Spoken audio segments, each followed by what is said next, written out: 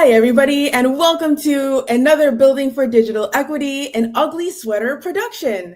Today, we are rocking our ugliest sweaters, and we're going to take you on a journey to reflect on our achievements, recharge our efforts, and reach forward into the future of digital equity and broadband access.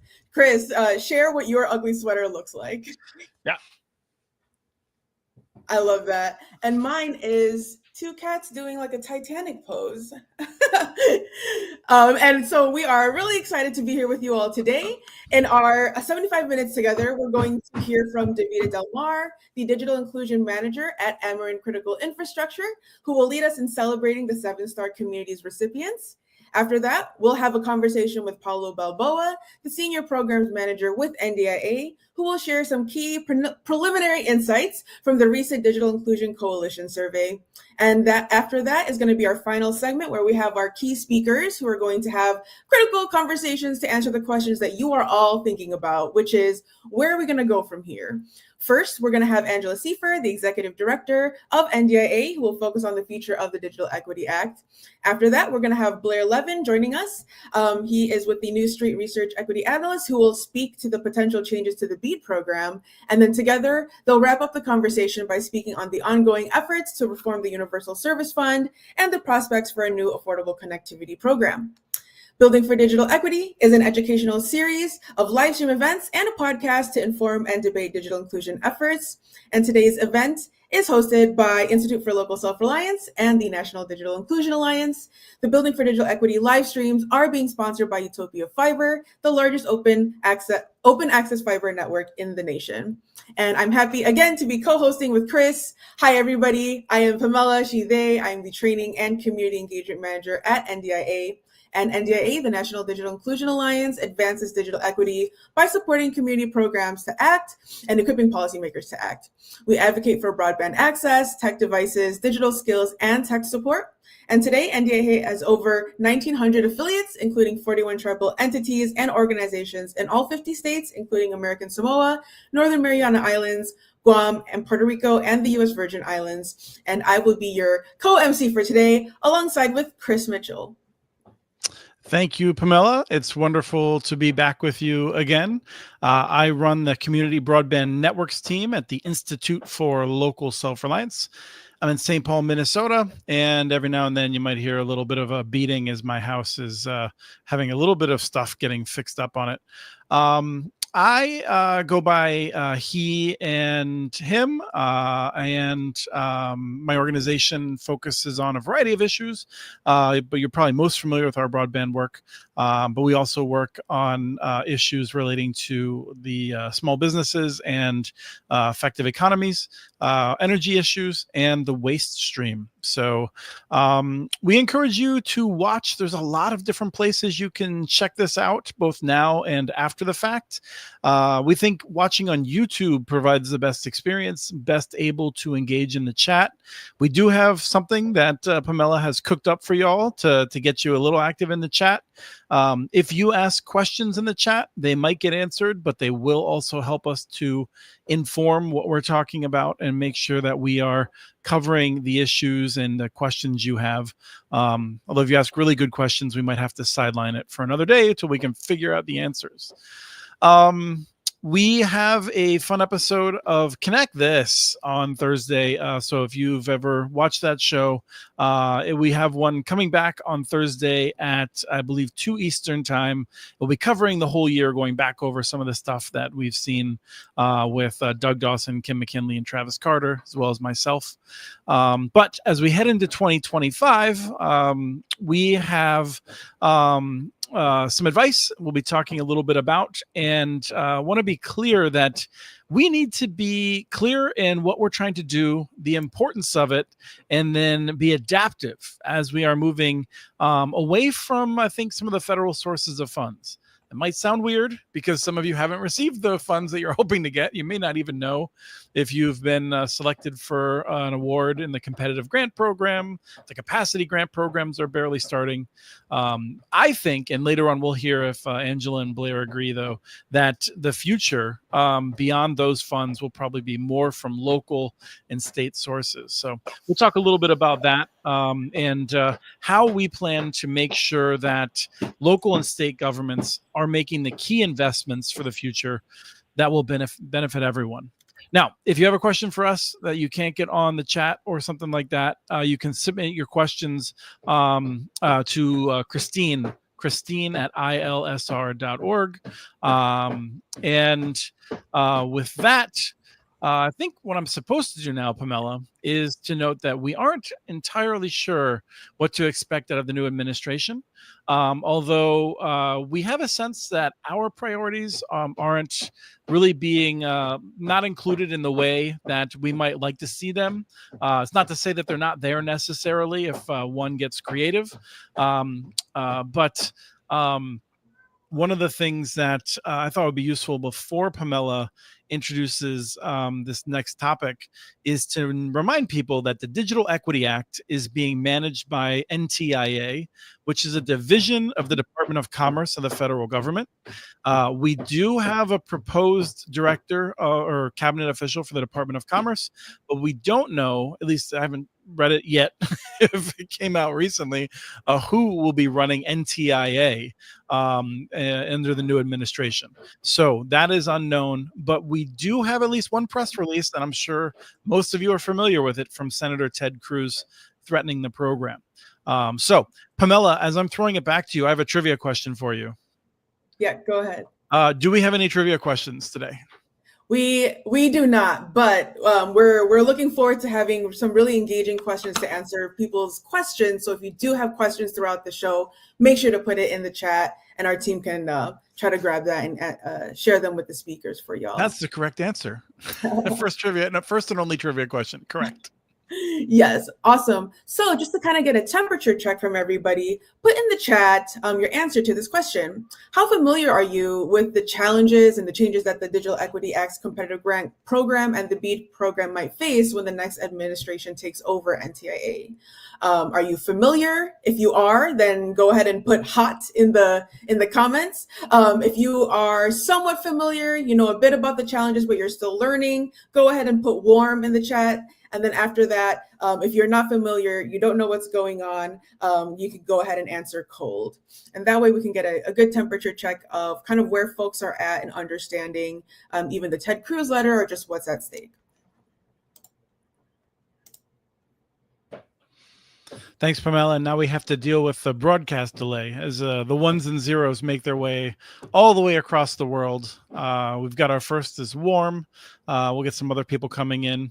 People are looking a little bit warm, some hots, not seeing any colds yet.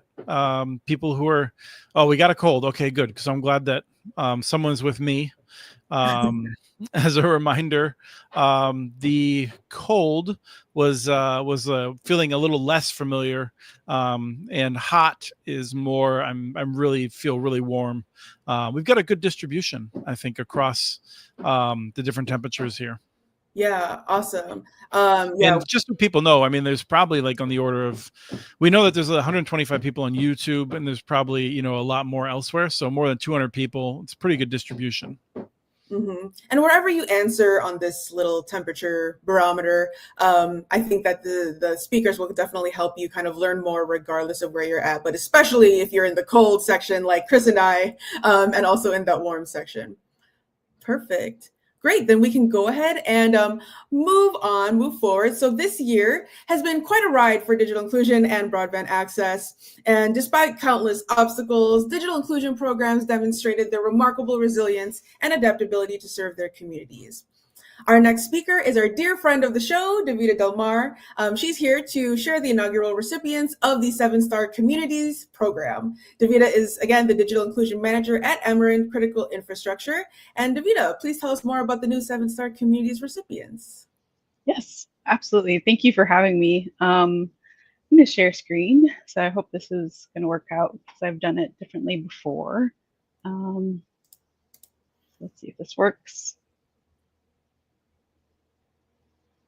Am I good to go? Yes, you look good to go. And also, awesome. You look great in the snow. So way to go.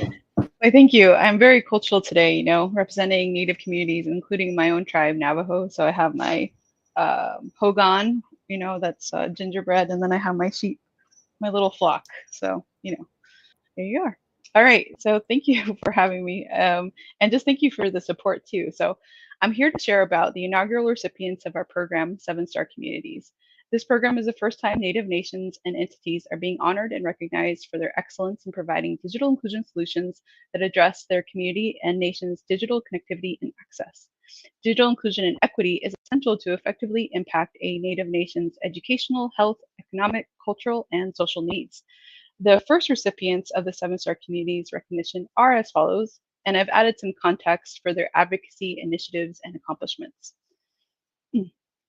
Alliance for Navajo Broadband. They advocated to Senator Lujan of New Mexico the importance of Lifeline and the Affordable Connectivity Program, or ACP, by providing important data such as 75% of cell service consumers on the Navajo Nation relied on one or both of these programs. They are constantly in conversation with the community and local leaders to provide up-to-date information on the digital divide on the Navajo Nation. Spokane Broadband Services. They prepared a broadband and digital equity local action plan by asking community and anchor institutions and essential service centers if their current connectivity impacted them. Their community-led data found that many essential services and community organizations were all in need of better performing, more robust broadband, including the EMS, police, tribal youth center, senior center, schools, a lot of them. I won't do the whole list now, but their future goals include increasing public Wi-Fi, providing education on internet access, and creating a device distribution program. Hoopa Valley Public Utilities District. They are a community-led effort to get robust internet access through their work as a WISP, their current fiber build-out, and sharing stories from lived experts about the realities of rural connectivity.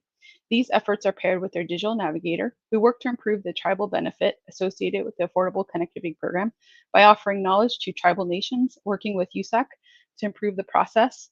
HVUD, has been featured on the national spotlight, including Benton Institute for Broadband and Society, the North Coast Journal of Politics, and The Nation. Choctaw Nation of Oklahoma. They built a centralized platform for the Choctaw Nation to find accurate and up-to-date information on internet access in their communities. Folks can locate internet service providers, coverage areas, and connectivity options in their region, an essential tool to ensure their citizens are informed about their options around speeds and cost. Gila River Indian Community. So as a nation, it is supporting many initiatives close to the digital divide, or to close the digital divide, Notably, the nation supports a computer lab in each of their 7 district service centers, including the Community Technology Center, which features more than 20 desktop computers for public use, and the Ira Hayes Memorial Library, which has 8 public computers. GRIC has championed the efforts of Digital Connect Initiative, a community service that exists to help improve their quality of life using modern technology. They use one or more of they are one of the few tribal nations who have a department dedicated to digital inclusion efforts. So as a nation, they have hosted the National Tribal Telecommunication Association, or Associations NCTA Summit, and will be hosting the upcoming Net Inclusion Conference. Gila River Telecommunications Incorporated, through its subsidiary, have kicked off its digital inclusion study in 2024 to learn about the barriers, opportunities, and goals experienced by community members with regard to engaging the digital world. Digital Connect is also working to bring free public Wi-Fi access to all 7 GRIC service centers. Mohawk Networks, they serve the St. Regis Mohawk Nation, who since 2008 has worked to build the current tribally owned and operated internet service provider. Mohawk Networks has moved to serve the community, offering affordable cost options, signing up over 500 people on tribal lands for ACP, and most recently instituting a digital navigator. That digital navigator, I have a quote from her, Brenda Cook, who says, "We were not just connecting people to the internet, we were connecting them to opportunities, education, and each other. I will assist individuals in understanding how to utilize technology to their advantage, ensuring they have access to the internet and can maximize their digital experience. I think back to the first computer class where it all began. It may have started with small individual connections, but now we are helping an entire community access the tools they need for a brighter future. And the best part is the journey is just getting started." And finally, Pueblo of Jemez. They celebrate Digital Inclusion Week both in 2023 and 24. In 23, they called it Traditions and Technology, where over 100 participants engaged with tribal departments, entered a raffle for tech-related swag, and had a chance to take home refurbished and new devices. They invited a local traditional dance group, the Cloud Eagle Dancers, to perform, so combining technology and traditions. The Jemez Tribal Network prides itself on speaking fluent Toba to effectively provide service to all Jemez Pueblo and incorporate it into their digital navigator program. So, each one of these nations and communities are overcoming monumental barriers and are finding amazing solutions with compassionate staff and supportive leadership. Congratulations to each one of these nations and communities. So the 7-Star Communities Program serves as a knowledge sharing resource for documents, resources, and best practices. Materials submitted by the applicants will be available early in 2025 to show how these tribes and communities are involving the community, building knowledge, and reflecting their community's culture and values, and also gaining leadership support. We hope this program sets a standard for excellent digital inclusion work in tribal and indigenous communities and acts as a benchmark for outstanding digital inclusion work. So by recognizing Native nations, we also want to uphold the sovereign status of tribes and their ability to invoke effective, sustainable community development. The 7-Star Programs is an initiative born out of the partnership between the National Digital Inclusion Alliance and Amarin Critical Infrastructure. The 7-Star Communities recipients will be formally recognized at the Net Inclusion Conference in May 2025. Finally, we would especially like to thank our mentor group. This is made up of Indigenous practitioners from across the U.S. who have provided insight into how we develop this program. This includes Monica Brain, Frances Goley, Brittany Wood-Torreson, Ernie Rasmussen, Spencer Reisenhoover, Mikhail Sundas, Felix McGowan, Wayne Taylor, and Lisa Uvella. 7-Star Communities aims to encourage Native nations to invest resources in digital equity and ensure that future generations benefit from current efforts to bridge the digital divide. Thank you. Thank you so much, Davida. And again, congratulations to the 7-Star Communities recipients. Davida, I've got a question for you. And if other folks have any questions they'd like to ask Davida, go ahead and put it in the chat. The question I have for you is, what's something that you learned from this year's recipients and doing this program for the first time? Wow, so much.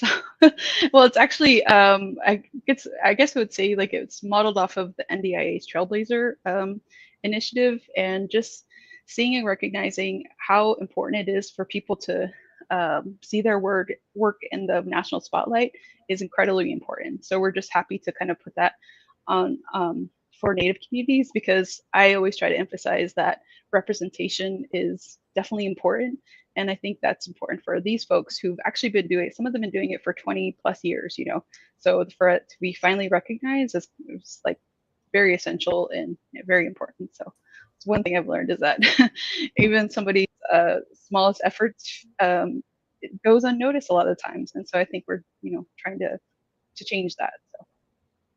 Do you see new folks joining up, or are these more people that have been established and around for a while, or you know, what kind of hope do we have for this growing and being innovative and things like that? Well, I think new people are going to come, you know, out of the woodworks. I think I hope to see that, because with our partnerships with different folks, such as like our networks that we've tapped into the National Congress of American Indians, or even just our local, you know, work that we do with the tribal broadband boot camps, we see a lot of people kind of come forward and say like, hey, we're doing this. Our workforce development people do this. Our libraries do this. How can we do this more? And is there funding for this? So I definitely see potential for folks to come forward and to kind of tap into that, especially with the new funding that's coming out for Native entities that's due on February 7th from NTIA. Perfect. Well, thank you again, Davida. And I believe there is a link of where you can learn more about the recipients and more about the 7-Star Communities. You can find it on the NDIA website as well. Thank you so much, Davida, for your time. And again, congratulations to the 7-Star Communities recipients. Thank you. Yes. Awesome. So to fuel our journey forward, we need to know where we're currently at. And this is where our next speaker comes in. This year, NDIA has launched a new Digital Inclusion Coalition survey, and the survey results will provide us with insights we need to help recharge our efforts and guide our next steps. I'm excited to introduce our next speaker, Paulo Balboa, the Senior Policy Manager at NDIA, who's here to give us some insight on the preliminary findings. Hey, Paulo, welcome back to the show. Hey, Pamela. Hey, Chris. Thanks for having me. Yes, awesome. So I've got a few questions for you. I know that the survey had just recently wrapped up about a month ago, but I wanted to know what sparked your interest in conducting another coalition survey.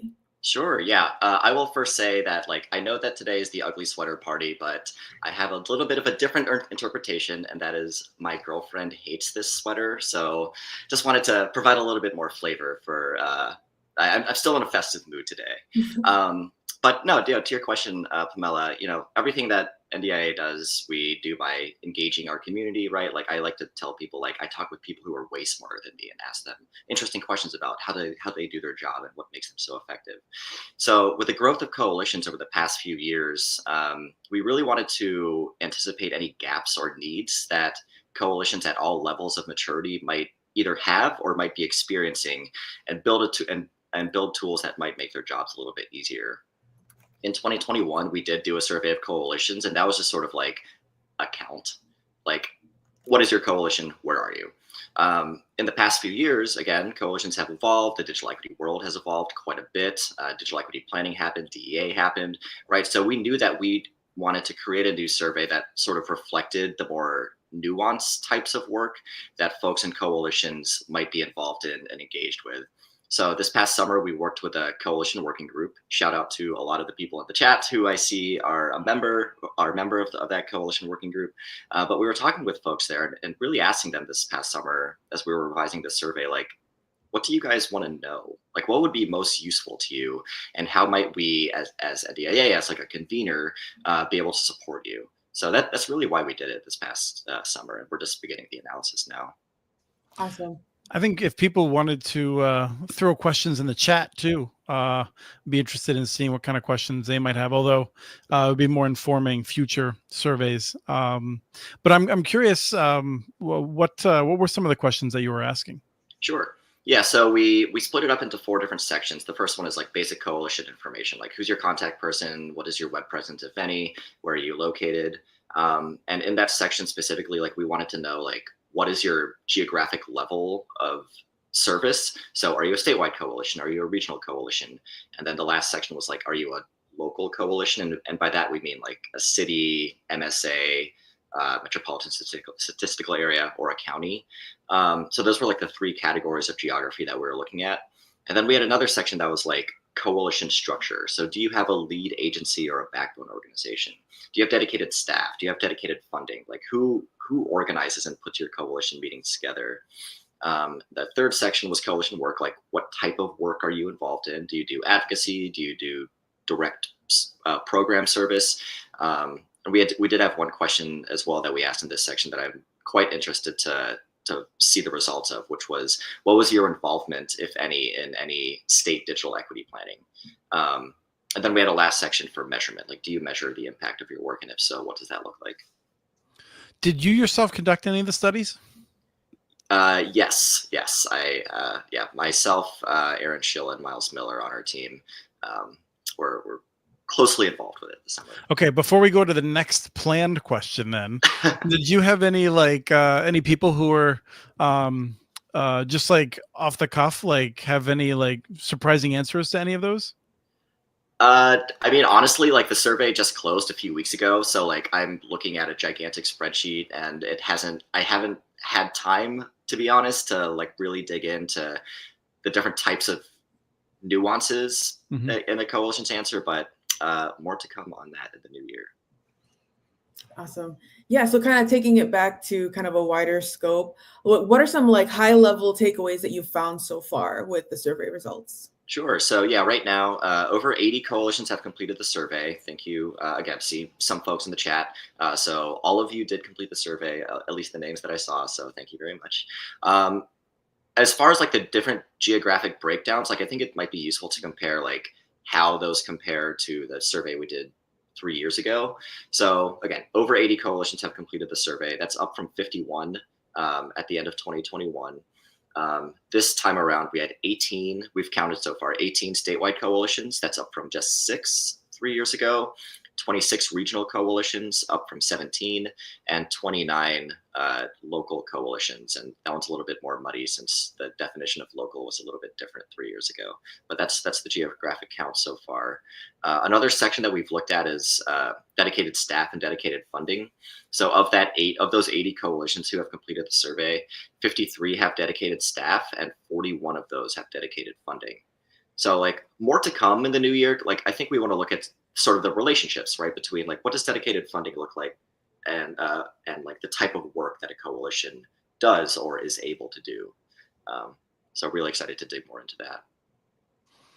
And what like I guess what I'm curious about is how this will help us. Like as you are publishing the survey, what should we be looking for?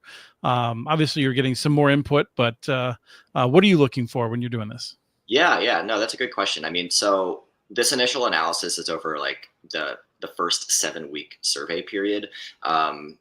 So we're going to do some analysis based on this tiny window, but we're still accepting submissions, right? Like if folks want to be counted and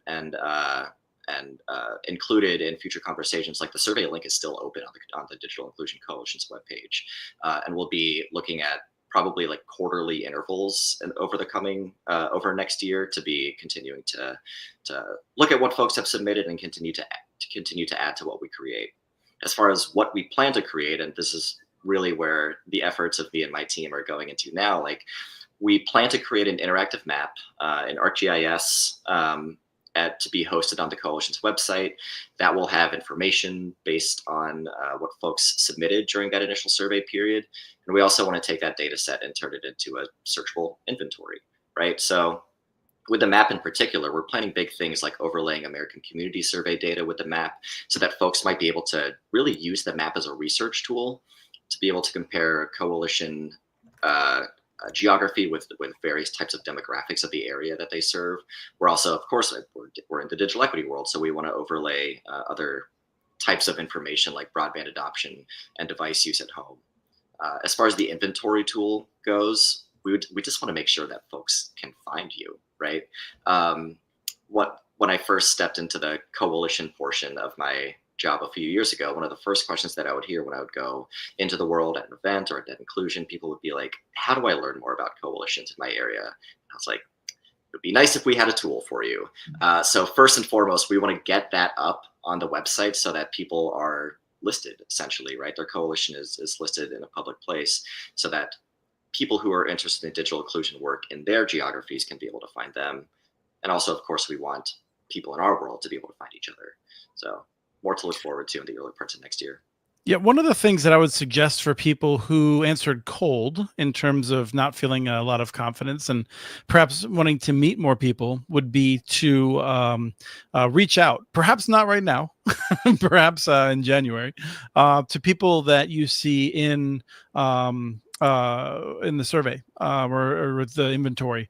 Anytime you can sort of see what other coalitions are doing, I think it's a recipe to try and reach out to someone from there and have a conversation, set up a 30-minute Zoom or a call, trade some ideas and that sort of thing. There's still a lot of creativity to be figured out in how we do this work. And I think one of the values of a tool like this is you see someone who took the time to do the survey.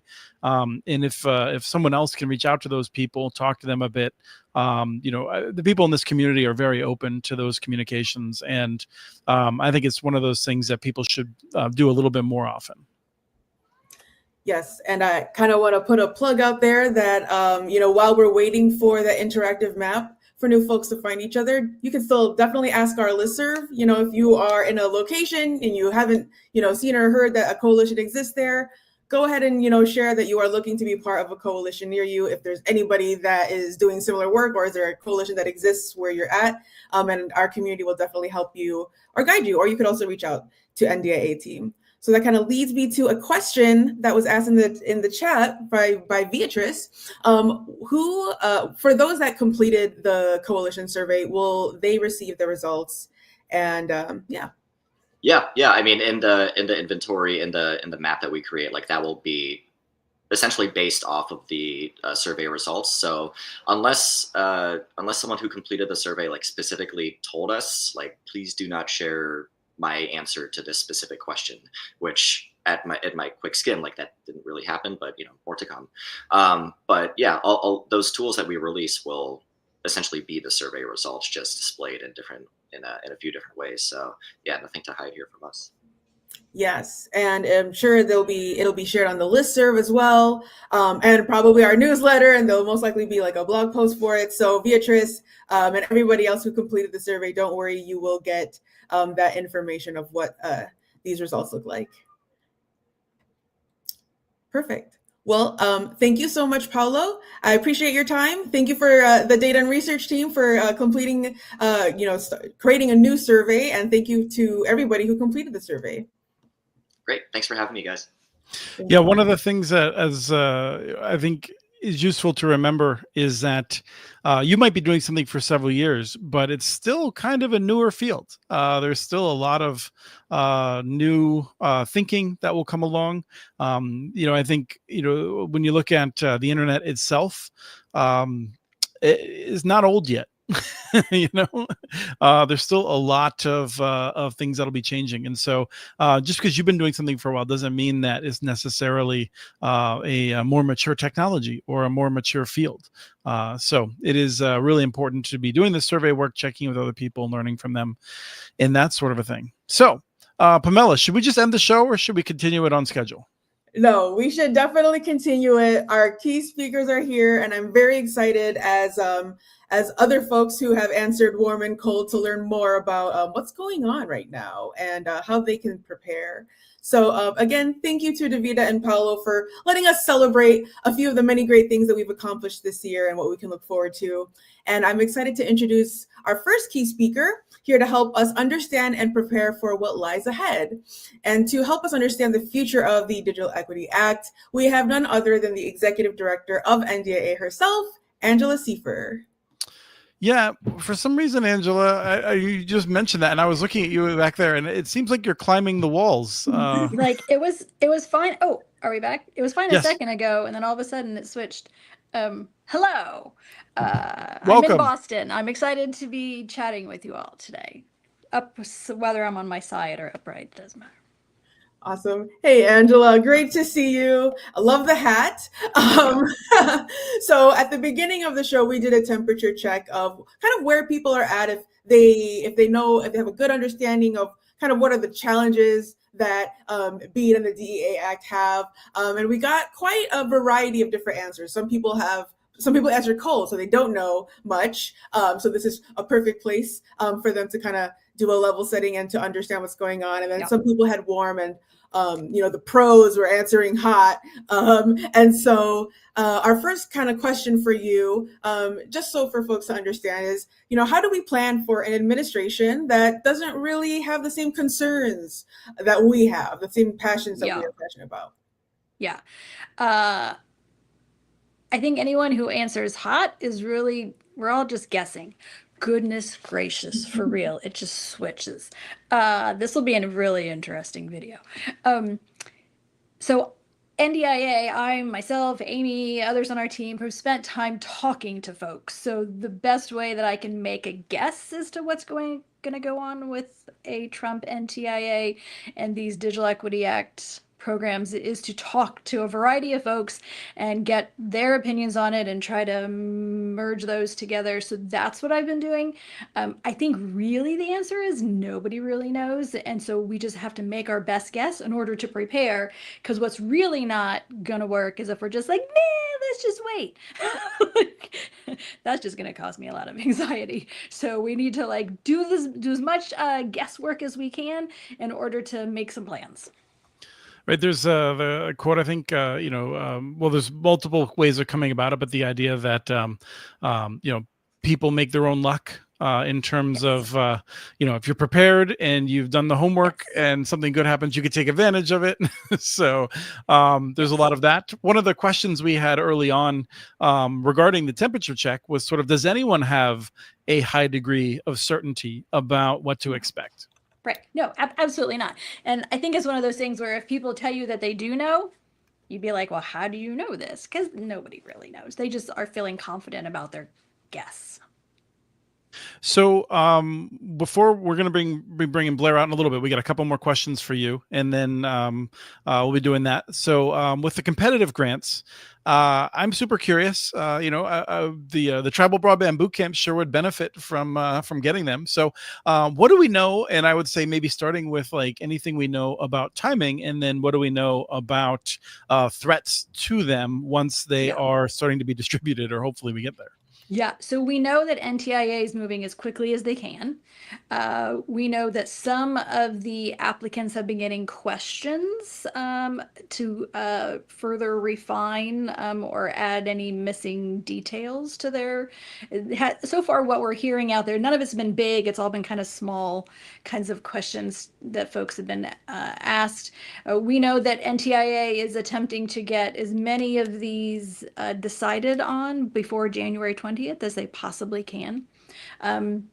I am not sure that they will have made it all the way through NIST in order to have those signed agreements.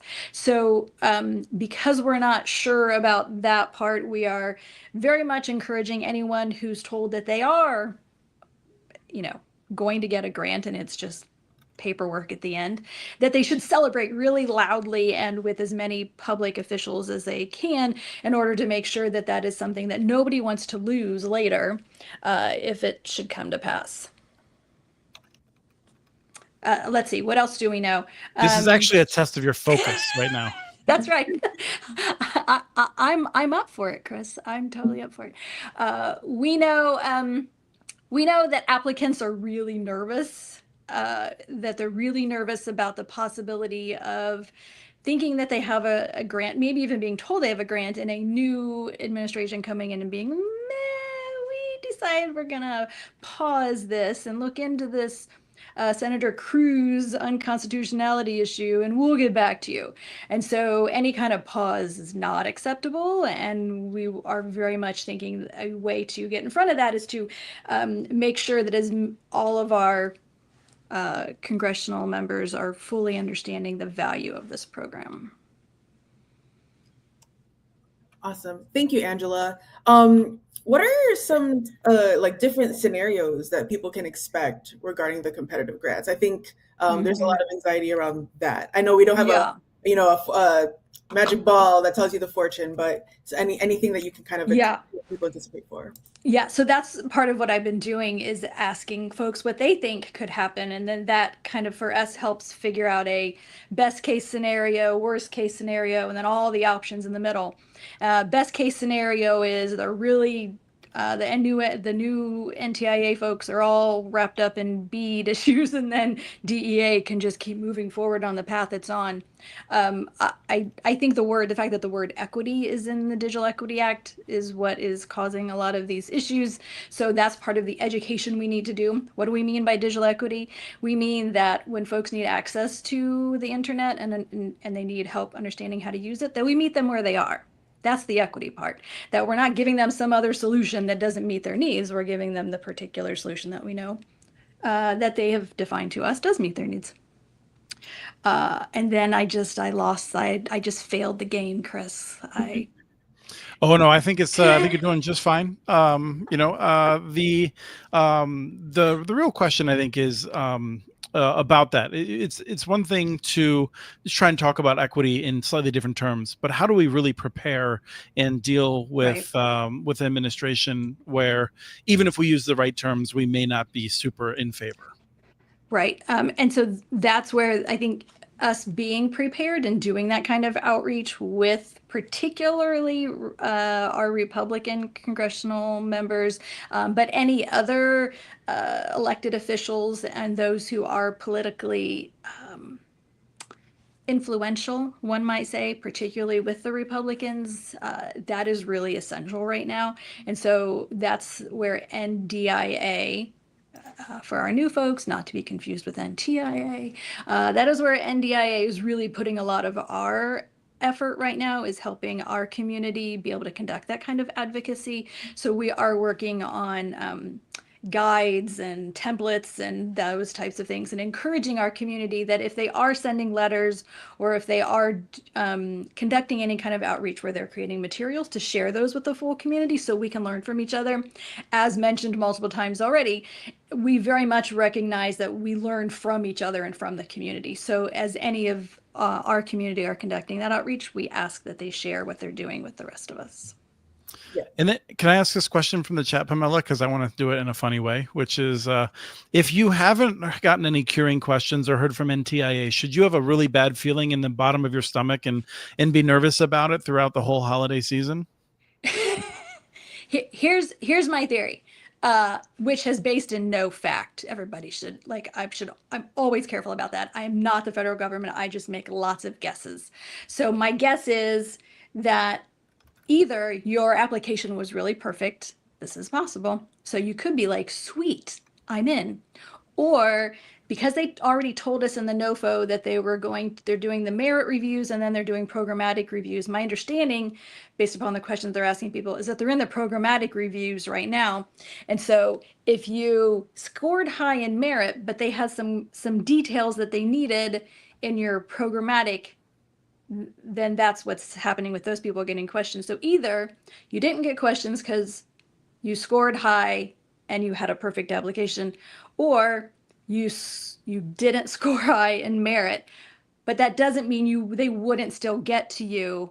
I mean, there's $1 billion, like almost $1 billion. This is a lot of money. So also the fact that we are only in halfway through December, and they're already asking these questions, means that they're at the very beginning. So anybody you're hearing about who's been asked this is at the they're at the very beginning of this process. We only started hearing about these like Thursday, Friday last week.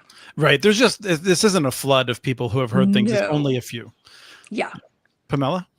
Yeah. So we have a question about, first question is, has anyone been awarded yet? Do you know?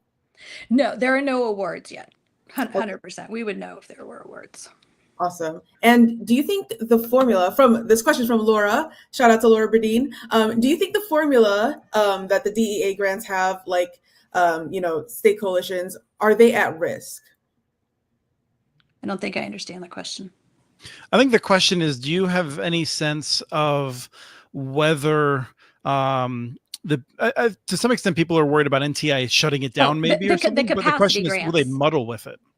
Yeah, I think the question has to do with the grants that are going to the states. So I am less worried about the capacity grants than I am competitive, because Senator Cruz did not mention capacity in his letter. He only mentioned competitive. I think that was an intentional, because going after the state ones is a little more politically fraught because it's distributed amongst all the states.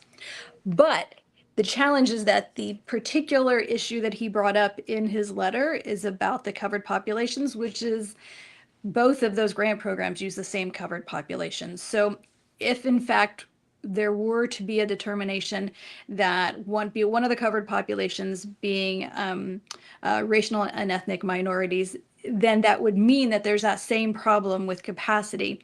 So I think it means it's all at risk if competitive should actually be, somebody should try to claw that back, we should be worried about capacity.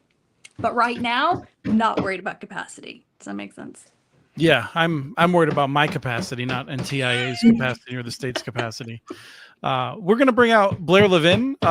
Blair is a friend of the work of people who have been here doing this work for a long time, trying to get people connected. In fact, there's probably people watching who weren't even born yet when Blair was setting up the foundation of all the stuff that we are doing here. Blair is a New Street research policy advisor. I think of him as an equity analyst, but more importantly, he was a former chief of staff at the Federal Communications Commission. He ran the National national broadband plan, and he is a very sharp thinker on a lot of this, both strategic and otherwise. So let's bring him out. Welcome, Blair. I saw you listening. Angela is actually in Boston Harbor, where there's really rough seas, and she has an iron stomach, so it's not bothering her. But we had a question in the chat, Blair, that I wanted to put to you before we ask you about BEAD, because I want both Blair and Angela to respond to this question from Jason.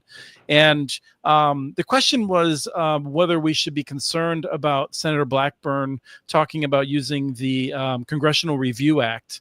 He specifically asked about NTIA, but I think in general, I'm just sort of curious about anything that's been coming in through the agencies. And so, hard question right away, Blair. How do you respond to that question?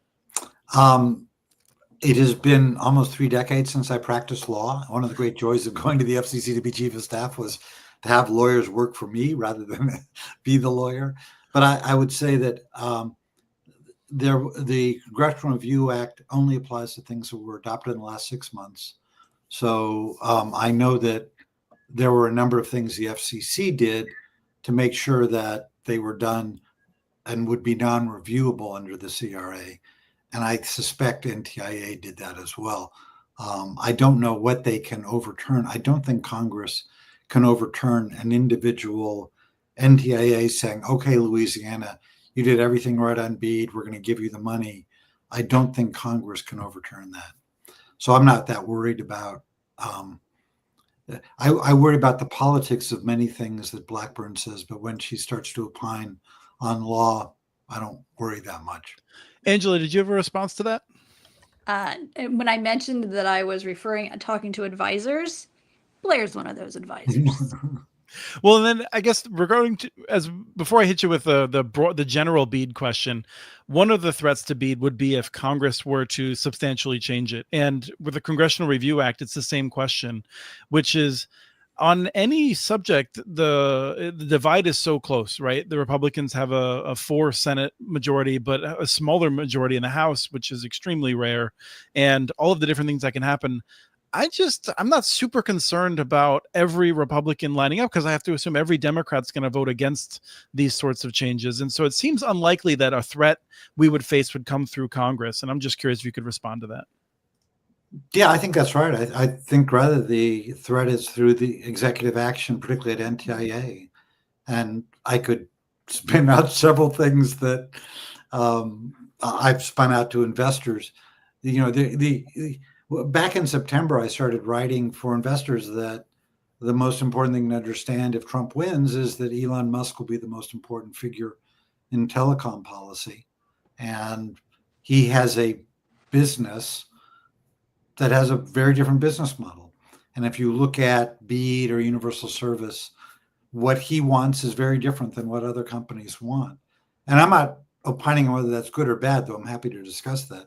I'm just saying that from an investor perspective, it is radically different than what has existed when they passed BEAD in Congress and NTIA implemented it.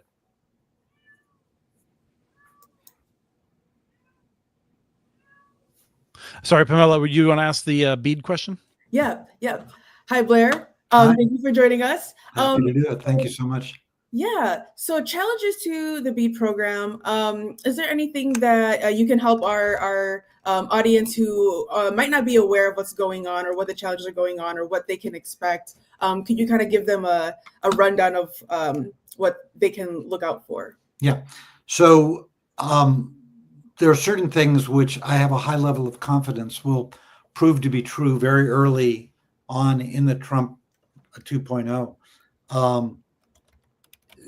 NTIA will, I would predict very quickly, make a number of statements related to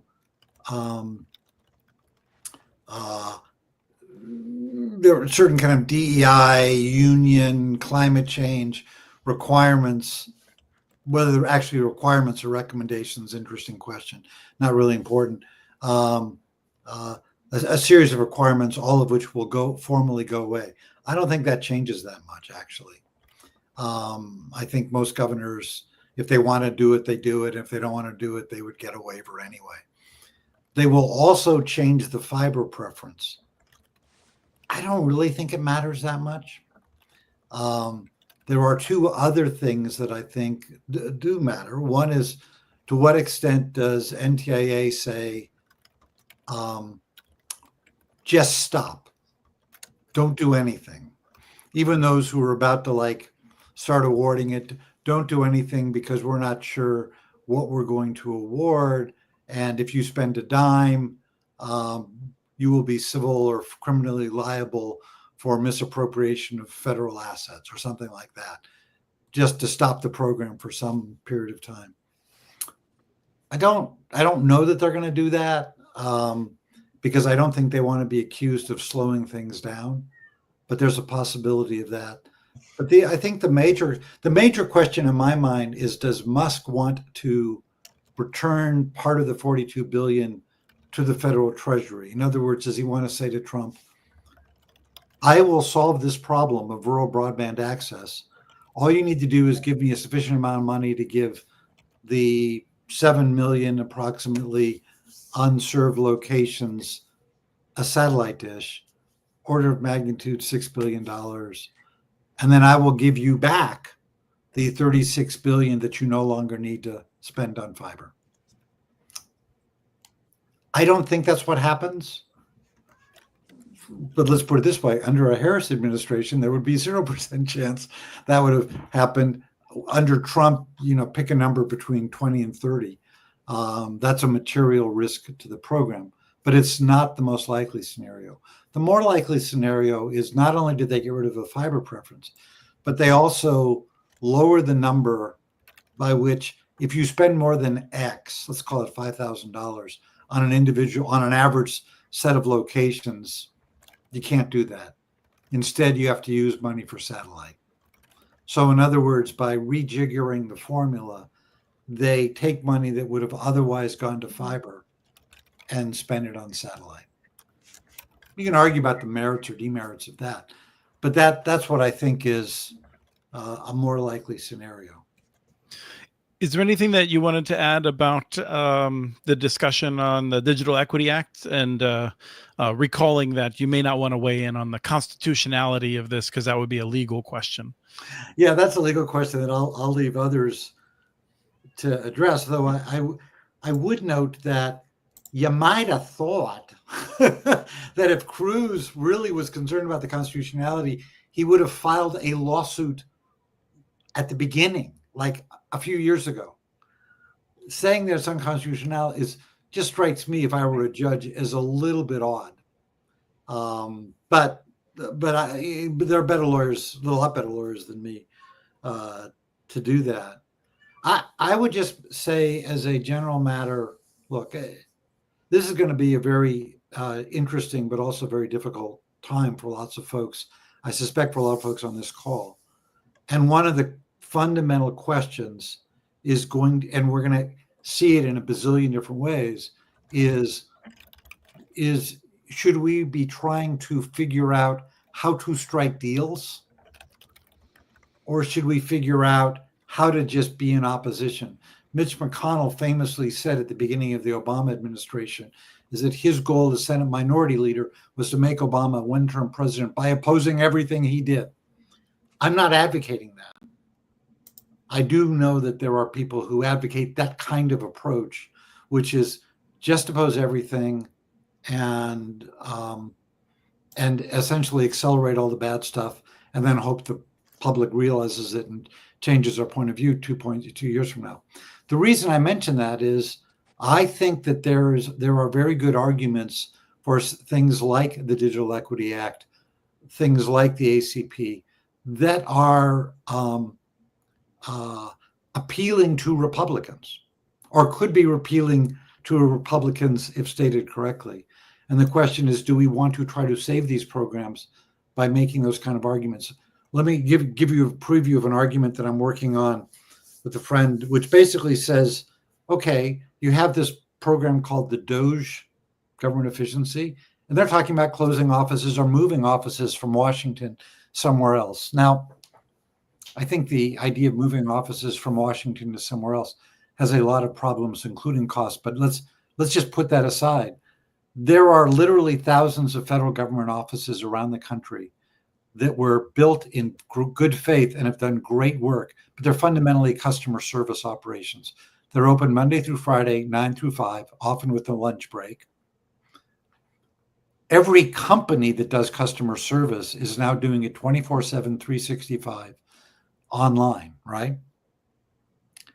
If you did that, you could save a lot with the federal government customer service. You could save a lot of money, but the deal has to be that we get everybody online and make sure that everybody knows how to do it. Like would I take that deal? I would. I'm sure there are lots of people who say, oh my God, no, I need that Department of Labor office doing job counseling in a small town in Iowa.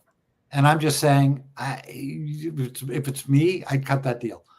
But I'm not sure that deal is doable. But the question is, to what extent do we want to try to propose it? But my point is, we have to articulate these things in a very different way than we did when the Democrats were in charge.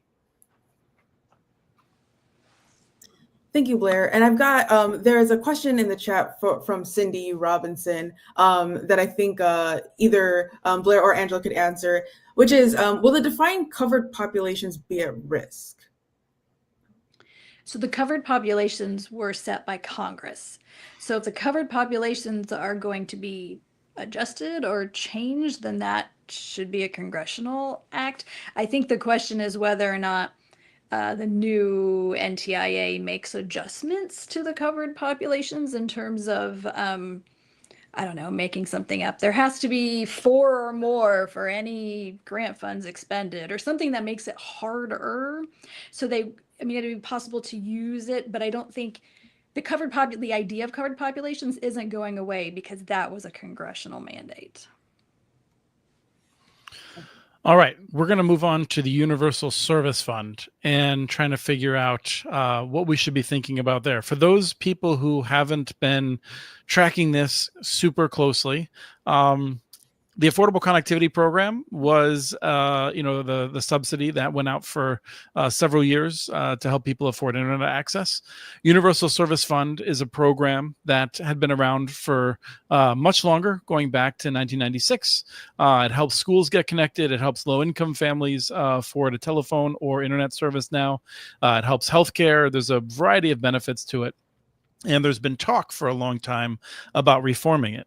And more recently, people who would like to see the Affordable Connectivity Program revived and have a permanent footing have recognized the benefits of including that in the Universal Service Fund rejiggering. Only it would help if that actually happened rather than being something that would be good to do real soon now. So, Angela, what is happening now that we have a new Federal Communications Commission coming in, a new Congress coming in, and an age-old need to reform USF? All this talk that we've had about the Digital Equity Act competitive grant program, that's very much a big burst of money to work on these issues. But the Universal Service Fund, if we can get that figured out, that's our long-term solution. Exactly where the money ends up going for that's part of the discussion that we're having right now. And the mess that we have regarding where it is in the Supreme Court, this is what the fact that it's even there might be what gets Congress to move. I'm super curious to see if that ends up happening, and I would be curious to hear Blair's thoughts on whether that gets Congress to move. So a couple. No, I can tell you it'll get Congress to move. I'll tell you in about 45 seconds. So Chris, you mentioned some of the benefits of the Universal Service Program. More than 50% of the dollars spent since the 96 Act have been toward the high cost areas, the rural areas, the very areas that BEAD is saying, let's finish the job. It's the access in low density America. There is a case pending in the Supreme Court challenging the legality of the way we do universal service. So universal service now has 2 challenges. One is the legal one in the court. We'll see what the court does. We'll have a decision probably in June. I think the court will uphold the constitutionality, but it's not. You'll talk to me again after the argument. But the other thing is, I believe that Trump and Musk are going to want to claim victory. They're going to want to get up on the boat and say mission accomplished, so that there is no more rural problem. Now, how you do that, whether by satellite or by fiber, that's part of the question. But my big point is, when we debate universal service in the future, we will not have the kind of political support that we have had from rural Republican senators in the past. And what we now will say is, okay, there'll be a small amount of money for operating expenses for rural telephone companies, but can the E-rate program, which does schools, libraries, healthcare facilities, and the low income, is that sufficient politically to get the kinds of reforms we need, whatever the Supreme Court decides, and to get the money from various different sources, which we could talk about? That's a big question mark to me. And it is universal service. Actually, I would say the history of it goes back much farther. It actually goes back to 1913, when the government settled the first antitrust case against AT&T. We just did it through internal subsidies for many years until the 96 Act. But I think that's a big question mark out there. And if I were dependent on those funds, I would be nervous. And that's what I'd like to come back to, Angela, knowing your answer might be similar to one of the earlier questions. But if, in fact, we were to lose the enthusiasm of some of the rural states for the high cost subsidies, what would we have to do in order to make sure that there was political support for subsidies to support both the cost of service in some cases, but also ideally some sort of ongoing support for training and that sort of thing? I think it's what we're actually doing right now, which is highlighting those stories about the Affordable Connectivity Program and the digital inclusion programs that are occurring in rural areas. That those two things are not urban issues. It's an everybody. Those are both everybody issues. That the cost of internet is too high for some households and they need that support. And everybody needs the digital skills training. That the fact that technology is moving as quickly as it is, that this is a nonstop issue. And when we look at our global competitiveness, we look at AI, the need for AI literacy inside digital skills training, it all means that everybody needs both of those programs. I completely agree with that. I can't emphasize that enough, that you can't make America great without, as Congress found in the infrastructure bill, the way we now, you can't participate in the economy, you can't participate in society, you can't do many things without both access to and the ability to utilize broadband. So that has to be a recurring theme. And I think a lot of Republicans will be sympathetic to that. But I'm not sure we've made the case well enough yet. Right. I mean, if I could just restate something Blair said earlier before you asked the last question, Pamela, that would be, I feel like for people that don't understand, the federal government has to provide services to people who are not able to use devices right now or do not have devices available.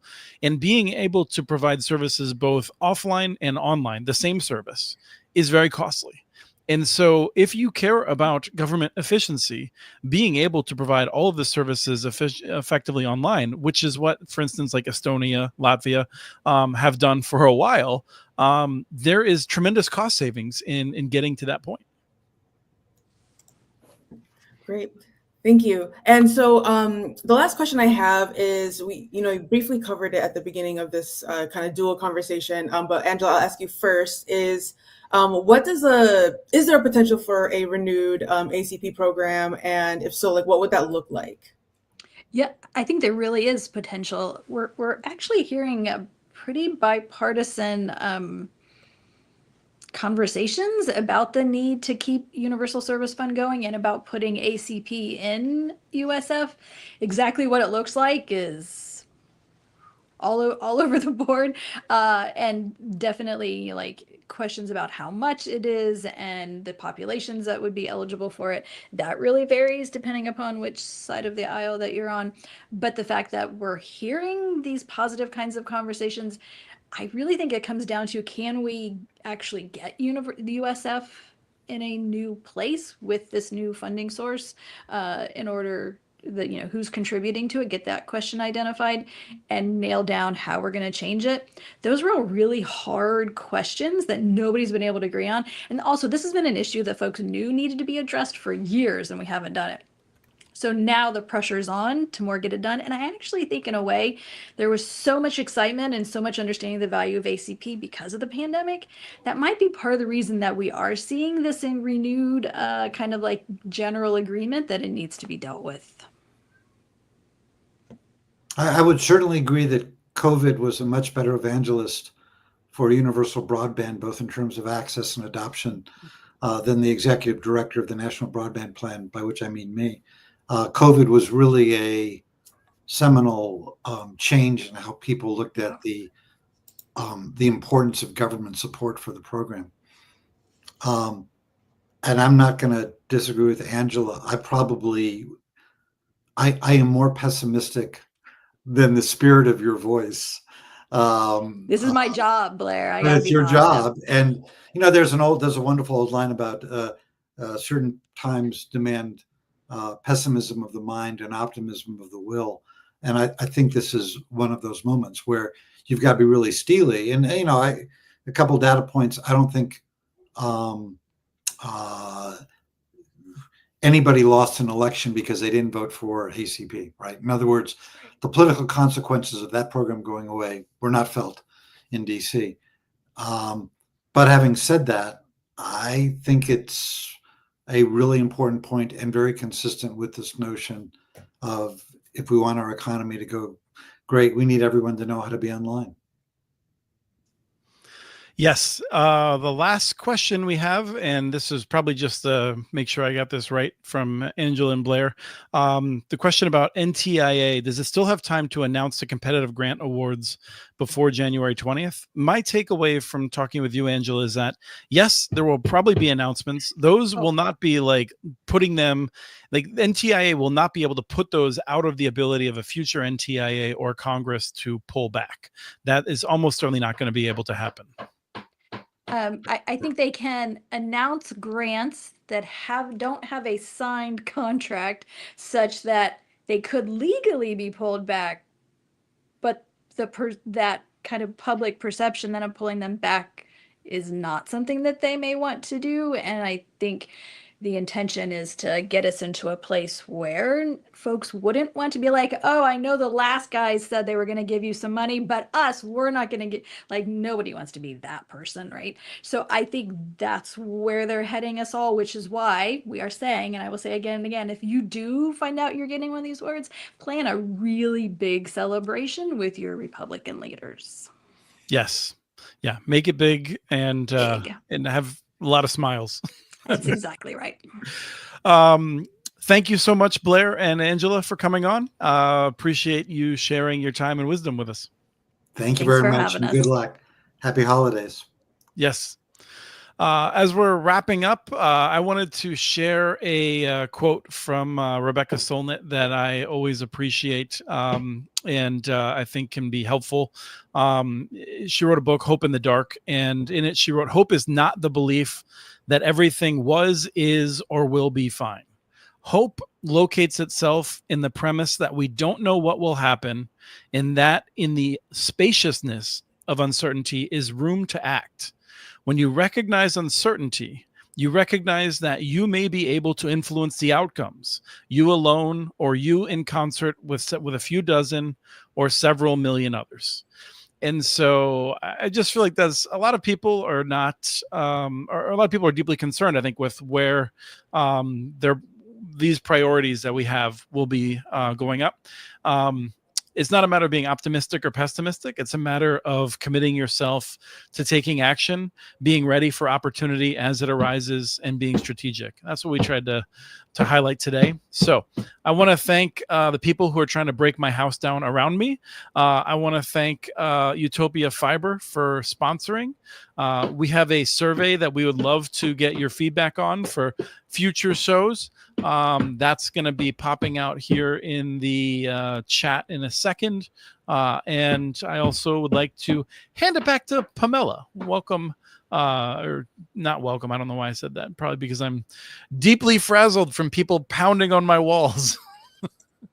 Yes, thank you so much, Chris. And I attended a graduation ceremony at the University of Florida, and the keynote speakers, there were two of them. They were talking about the superpower of a shared journey. And so one of the speakers, both of them were professors, she said that her power was that she touched the moon, and then the other speaker said that his power was that he was able to touch space. And their superpower is their shared power. And when I heard that, it reminded me of our awesome digital inclusion community. We all have our focus. We know how to serve our individual communities. We all know different strategies that work. And I think the theme throughout the show today is making sure that we have a platform for others to hear the great work, to hear the strategies that are working, to share important stories, to celebrate the growth that happens within even just 2 years, the way that the coalitions have grown and changed. And we're excited to see how that looks like. And the importance of, sharing the impact of what these federal programs can do and provide to our communities. And that's ultimately, and also, sharing the celebrations of when we get these awards so that we can turn these Republican leaders into also, big champions for digital equity in our communities. And so when I heard them say that, I immediately thought about us and, the great things that we're doing. And, being part of NDIA, you get to hear updates from us, from our listserv. We'll also keep giving you all updates as we hear them at our community calls. So we'll definitely keep you all included in any type of updates that we hear. And doing this type of show with you, Chris, is one of those spaces where we get to highlight other people's concerns and share these great work. And just kind of our superpower together is just all of our powers combined. And so I think that's a great way to kind of end this kind of chapter of 2024. Yes, so we very much like feedback, and that can be, hey, just great stuff. You're amazing, Chris. If you have constructive feedback, Pamela loves to hear that. So praise can come to me. Anything else should go to Pamela. But honestly, let us know. You can send us an email. I think you'll be getting a follow-up email if you registered for this. We would love to hear it all to improve the show. And I would just say that you're in good company, and we're going to be doing great work together. These times of uncertainty allow us to make some changes that would not have happened in a time of less uncertainty.